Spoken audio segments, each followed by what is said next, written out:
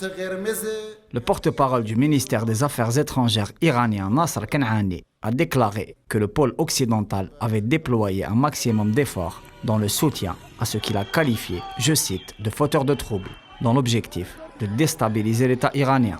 Le diplomate iranien a affirmé, je cite, que les politiques des ennemis de la République islamique ont toujours été caractérisées par une dimension hypocrite, feignant soutenir les aspirations populaires, mais teintée de duplicité. Il a également exprimé que la volonté occidentale se borne à l'objectif de déstabilisation, ignorant ou occultant les manifestations des Iraniens hostiles aux troubles enregistrés dans plusieurs régions du pays. Certains observateurs arguent qu'un procédé de regime change viserait Téhéran, qui devait être puni pour ses positions de soutien au peuple palestinien.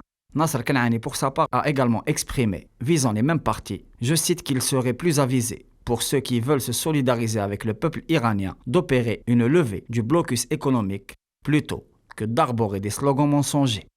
À ce propos, l'Iran traverse depuis presque 2 semaines une séquence de crise politique, ponctuée par des manifestations hostiles au régime, ainsi que des contre-manifestations de soutien à la République islamique.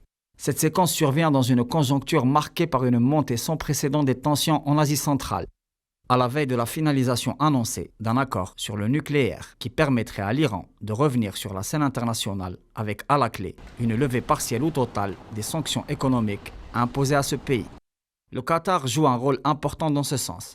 Dans ce sillage, un réchauffement se fait ressentir entre Téhéran et ses voisins du Golfe arabe ces derniers temps.